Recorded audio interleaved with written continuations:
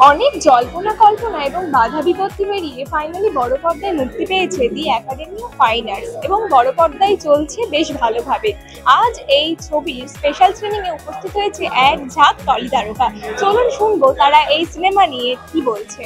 খুবই ভালো লাগছে যে ফাইনালি বড় পর্দাতে আমরা ছবিটা দেখতে পাচ্ছি, সবাই দেখতে পাচ্ছে এবং অডিয়েন্সরাও ভালো রিভিউ দিচ্ছে। তো আমাদের তো একটাই ছিল যে আমাদের ছবিটা যাতে বড় পর্দায় দেখতে পারি, আমরাই অ্যাটলিস্ট দেখতে পারি, তো সেটা হচ্ছে এবং বাকি মানুষজনেরও ভালো লাগছে। আমাদের গোটা টিম সবাই এখন আপ্লুত, বেসিক্যালি খুবই ভালো লাগছে। সৃজিতদা নিজে থেকেই বলেছেন আমাদের যে তোমাদের জন্য, তোমাদের কাজটাকে ইন্ডাস্ট্রির মানুষজন ভালো করে দেখতে হবে, তো I will arrange a special screening for you. তো সৃজিতদা পুরো অ্যারেঞ্জমেন্ট করেছে, সৃজিতদা সবাইকে ইনভাইট করেছে এবং এখন চলছে special screening. Really grateful to Srijit Mukherjee, the whole team of Animal. আচ্ছা, নায়কটা বলেছে পারিশ্রমিক নেবেন, মানে যখন এটা বলেছে তখন তোমার মানে প্রশ্ন জাগেনি যে কেন নেবে না বা তার কারণ জিজ্ঞাসা? হ্যাঁ, জিজ্ঞেস করেছিলাম তখন, কারণ প্রথম থেকে আমরা ক্লিয়ার ছিলাম যে আমরা দিতে পারবো না। তো সেটা যখন অ্যাকসেপ্ট করেছে আমাদের খুব খুশি হয়েছে, কারণ বলবো কারণটা হিসেবে বলেছে তোর গল্প ভালো লেগেছে, তোর মধ্যে অনেস্টি দেখতে পাচ্ছি, তোর টিমের মধ্যে অনেস্টি দেখতে পাচ্ছি, আই উইল ডু দ্যাট। আচ্ছা, তুমি বলেছিলে যে নতুন ধরনের মানে স্ক্রিপ্ট লেখা চলছে এবং নতুন কাজ আসবে, সেটা কোন ধরনের ছবি? সেটা একটা থ্রিলার হবে, সেটা এই ধরনের না, পাল্প থ্রিলার না, সেটা একটা থ্রিলার হবে। তো সেটা স্ক্রিপ্ট আমি গত অনেকদিন ধরেই লিখছি, এখন শেষের দিকে এসেছে, তো সেটা নিয়ে কাজ করাই। মানে জয়প্রদা তাহলে একটা নতুন ধরনের ধামাকা দিতে চলে। ধামাকা তো সেটা দর্শকেরা বুঝবে। মানেই ধামাকা।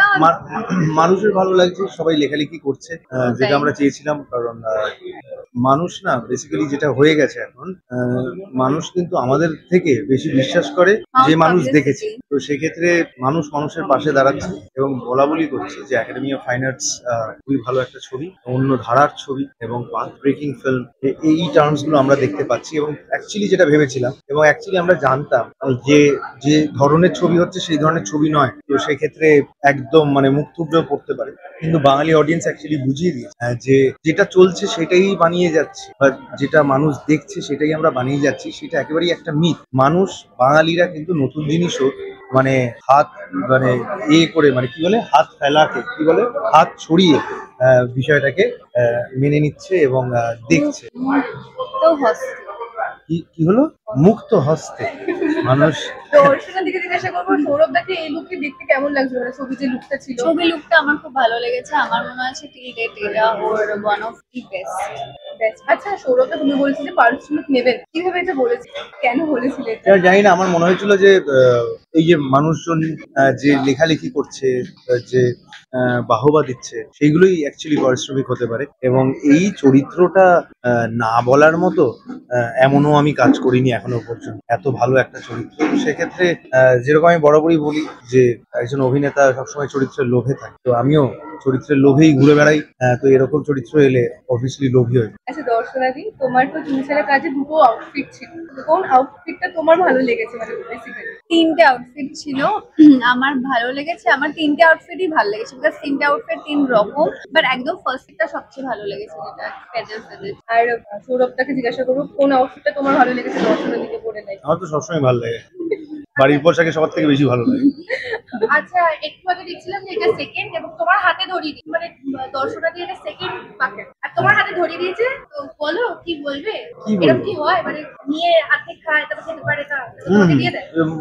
বেশিরভাগ গুলো তাই হয়, তো সেই জন্য আমার যে আমি একটা ভাব কিছু একটা গড়ে তুলবো সেটা হয় না। এর জন্য কি দর্শনাদি তোমাকে বকা খেতে হয়েছে সৌরভের কাছ থেকে কোনোদিনও? হ্যাঁ, হ্যাঁ হ্যাঁ, ও এমন অনেক কিছু খায় যেটা আমি জানি যে ওটা এলে আমাকে খাওয়াবেই বা আমাকে খেতেই হবে, তো সেই জন্য না বলি আর কি। আবার কষ্ট হয়, নলেন গুড়ের আইসক্রিম খাবে বা এই ধরনের রাগি চিপস খাবে না, সব খায়। হ্যাঁ, চিপস লেজের চিপস খায়, বাবা এখানে ব্র্যান্ডিং হয়ে যাচ্ছে। যাই হোক, তো ওই আর কি, ওইগুলো আমাকেও একটা দুটো খেতেই হয়, যেগুলো অ্যাকচুয়ালি আমি অ্যাভয়েড। হেলদি কেক আনিয়েছি, হ্যাঁ, যেটা সেটা আবার ওর বেস্ট ফ্রেন্ড বাড়িয়ে শুরু করে নিই। কোথাও আছে চুরি হচ্ছে, চুরি ছাড়া কাজ নেই। মানে দর্শনাদি একদম পুরো ডায়েটটা স্পয়েল করছে। হ্যাঁ, আমি অ্যাকচুয়ালি ফেজে থাকি, আমার একটা ফেজ চলে যখন আমার ভীষণ একটু খেতে ভালো লাগে তখন আমি খাই, আবার আমার এমন ফেজ চলে যখন আমার কিছুই খাওয়ার থাকে না, আমি কিছু খাই না।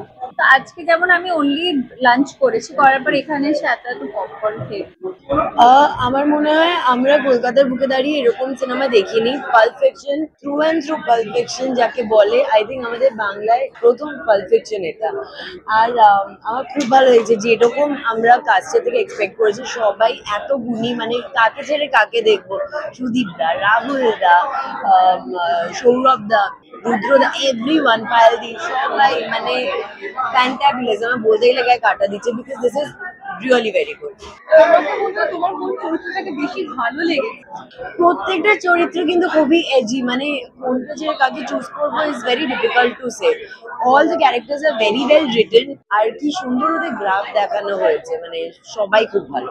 Even the small little baby dog, very cute, সব মানে perfection. I think this is really good. আমাদের কাছে প্রত্যেকটা স্ক্রিনিং এ স্পেশাল স্ক্রিনিং, কারণ আমাদের এখন অব্দি প্রায় 25টা শো হাউসফুল হয়ে গেছে। আর আজকে আমাদের কাছে একটা বাড়তি পাওনা যে এই আজকে স্পেশাল স্ক্রিনিংটা অ্যারেঞ্জ করেছেন সৃজিত মুখার্জি। তো এইটা আমাদের কাছে পাওনা। আজকে ইন্ডাস্ট্রির অনেক সিনিয়র আমাদের বন্ধু বান্ধব সবাই এসছে আমাদের সাপোর্ট করতে। আমার মনে হয় যে এই ধরনের সাপোর্ট যদি আমরা পাই বা জয়ব্রত পায়, তো সেই জায়গা থেকে আমার মনে হয় যে নতুন যারা আছে, যারা নতুন চেষ্টা করছে সিনেমা বানানোর, নতুন ধরনের গল্প লিখছে, নতুন আইডিয়াস নিয়ে আসছে, নতুন ভিশন নিয়ে আসছে, তারা অনেক বেশি সাহস পাবে এই ধরনের সিনেমা করার বা নতুন ধরনের সিনেমা করার। এবং ধরো বাংলা সিনেমা নিয়ে অনেকের অনেক কমপ্লেন থাকে যে শুধুই মামাসিদের জন্য সিনেমা হচ্ছে, শুধুই ফ্যামিলি ড্রামা বা শুধুই ডিটেকটিভ। সেখান থেকে বেরিয়ে যে একটা একদম কমপ্লিটলি নতুন ঘরানার ছবি আমরা করতে পেরেছি, এইটা আমার মনে হয় আমাদের উইন। এবং সেটা দর্শক 25টা হাউসফুল শো দিয়ে অলরেডি বুঝিয়ে দিয়েছে, আজকে স্পেশাল স্ক্রিনিং দিয়ে আমরা বুঝছি, এবং আমার বিশ্বাস যে আগামী দিনেও আরো অনেক হাউসফুল শো দিয়ে আমরা এটা করব। না, আমি এর আগের দিন এসেছি, কোনো স্পেশাল শো ছিল না। আমি নর্মালি অডিয়েন্সের মধ্যে বসে মানে টিকিট কেটে আমি সিনেমা দেখে গেছি। আজকে special screening, Srijit Mukherjee special invitation host করছে এটা, কিন্তু আমার নাটকের শো ছিল বলে আমার আসতে একটু দেরি হলো। And I am very happy যেভাবে একাডেমি অফ ফাইন আর্টস এগিয়ে চলেছে, ওয়ার্ড অফ মাউথ, তোমাদের ভালোবাসায়, ইউ পিপল আর সাপোর্টিং ইট, লোকজন ভীষণ সাপোর্ট করছে। আর আরেকবার প্রুভেন যে ওয়ার্ড অফ মাউথ মানুষের থেকে দর্শক এর জোরের থেকে বেশি জোর আর কিছুতে নেই। আমি বরাবর মনে করেছি এটা আমাদের দীনতা বারবার বলা যে বাংলা ছবির পাশে দাঁড়ান কেন, প্রথম কথা এটা তো নিজেদের দীনতা প্রকাশ পায়। আমরা কেন দেখতে চাইবো? আমরা ভালো জিনিস তৈরি করবো দর্শক, খুব সিম্পল ইকুয়েশন, এবং সেই অভ্যেসটা মানুষকে করাতে হয়।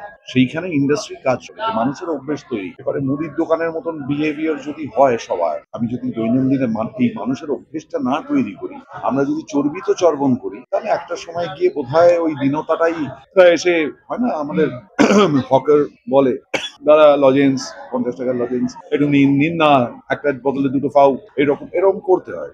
সেটার কোনো প্রয়োজন নেই। সারা দেশ জুড়ে যখন সমস্ত ইন্ডাস্ট্রি গ্রো করছে, তখন আমাদের এই দীনতাটা সাজে না। কারণ বাংলা খুব রিচ একটা ভাষা, এবং শুধুমাত্র দেশে নয়, সারা বিশ্ব জুড়ে দর্শক ছড়িয়ে আছে, বাঙালির দর্শক। আজ যখন ইভেন্টস হয় বাইরে, সেই ইভেন্টসে তো আমরা যাই, অনেকে যায় এখান থেকে, সেই ক্ষেত্রে অডিয়েন্সও তো আমাদের পাওয়ার।